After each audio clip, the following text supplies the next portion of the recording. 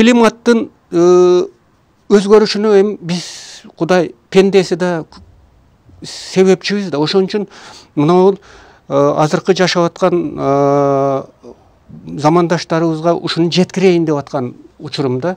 Себеп инсталляция мына карабайсызбы, азыр мына бул жерде бала, эми бул жаш баланын тагдыры эмне болот? Мисалы, апасы кетип аткан учуруну көрсөттүм. А бул жакта курукчулук. Сүрөтчү Айдаралы Айтматов климат жана аял аталышындагы долбоордун алкагында инсталляция даярдап жатат. Анда климаттын өзгөрүшү жана анын жашоого тийгизген таасири сүрөттөлгөн. Баткендеги экологиялык көйгөйлөрдүн кесепеттери чагылдырылган. Өзүңөр көрүп атасыңар, жаратылыш өзгөрүп атат. Климат бузулуп атат. Ошон үчүн бул мен азыр чагылдырганын себеби балдар. Бул жагы азыркы мезгилге чейинки жаратылышты көрсөткүм келди. Себеп дегенде элге жеткириш керек. Мисалы, илгери түшүмдүүлүк жакшы болчу, ар кандай эпидемиялар, куркумсалар, ар кандай нерселер жок болчу. Жаратылыш өзгөрүп, кургакчылыкка кетип атат. Түшүмдүүлүк азайып атат. Ошон үчүн түшүмдүүлүк азайгандан кийин эмне болот? Киреше азаят. Киреше азайгандан кийин миграция пайда болот. Ошон үчүн балдар бул жерде бир эле курукчулукта көп немелер бар да, көйгөйлөр бар. Ошол көйгөйлөрдү биз элге жеткиришибиз керек. Ошон үчүн жаратылышка аяр мамиле жасап, негизинен суу маселеси. Бизде өзүңөр көрүп атасыңар, суудан азыр эле башталып атат. Суудан кошуна өлкөлөр менен тартыштык бар. Алар менен келишпөөчүлүктөр болуп атат. Ошон үчүн биз ушундай нерселерге катуураак көзөмөл, көңүл бурсак.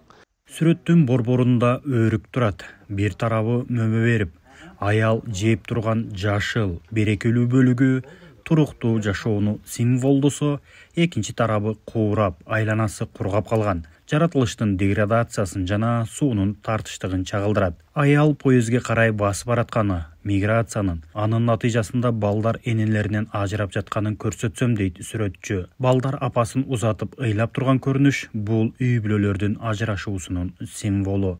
Замандаштарыбызга ушуну жеткирейин деп аткан учурумда. Себеп инсталляция мына карабайсызбы, азыр мына бул жерде бала, эми бул жаш баланын тагдыры эмне болот? Мисалы, апасы кетип аткан учуруну көрсөттүм. А бул жакта курукчулук. Анан буну багыш керек да. Мындай анан эмне кылат? Башка иш жок. Башка өлкөлөргө барыш керек. Муну тарбиялаш керек. Муну тарбиялаганда ким чоң эне чоң аталарына калат. Алар эми кар адамдар канчалык дарамети жетет буларды караганга. Көйгөй көп чындыгында. Ушуларды көбүрөөк чагылдырайын деген ойдом элем да. Бул жерде өтүмүштө биз өзүбүздүн доорду, эми өзүбүздүн доор эмес, өзүбүздүн мезгилди чагылдырдым да. Биз бала чакта ойноп жүргөн мезгилде түшүмдүүлүк чындыгында жакшы болчу. Муну колхоз, совхоздордун суу деген андай көйгөй жок болчу да. Азыр карасаңыз бар жок. Көйгөй кышта да кыш болбой атат. Өзүңөр көрүп атасыңар. Кар аз түшүп атат, тоолордо мөңгүлөр азайып атат. Климатты. Ошон үчүн биз кандай болбосун ушуну билбейм, ушуну кандай мен жалгыз, бирок буга элди үгүттөш керек болуп атат, элди жеткириш керек болуп атат. Ушуга адамдар көңүл бурса деген да.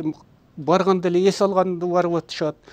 Чыгындыларын ыргытышат, ар кандай нерселер, ал жерден өрт чыгыш ыктымал, дагы бирдемке. Баткенде жашап, Баткенде аба ырайынын өзгөрүп атканын, жаратылыштын өзгөрүп атканын көбүрөөк байкап калдым да акыркы учурларда. Ошон үчүн ушул көйгөй жаралып атат. Айдаралы Айтматов Баткен мамлекеттик университетинин музей комплексинде сүрөтчү катары жумушка тартылып, ушул жерде эмгектерин жаратат. Бирок жаралган эмгектери элге көрсөтүлүп, коомчулукка сунушталбай, чаң басып жаткан кесиптештери да бар экенине капа болот.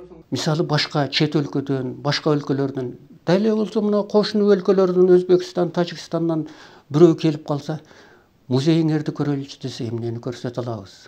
Эмнени чындыгында шубак менен кекирени көрсөтө албайбыз да биз. Этно музейди же болбосо сүрөт музейини көрөйүн деп кызыккандар болсо, эмнени көрөлөт. Ошол эле жана мен айткандай миграцияга кеткен балдар, жаштардын балдары телефон көрүп же бир шоктук кылып же хулигандык кылгандан көрө ушул музейге кирип мынау менин атам эле, мынау мен бабушка, мен чоң энелерим деп сыймыктана турган нерселерди жасап койсок кандай жакшы болот эле. Бул таалим таасири күчтүү да. Биз ошолор менен азыктанышат эле деген ойдомун да.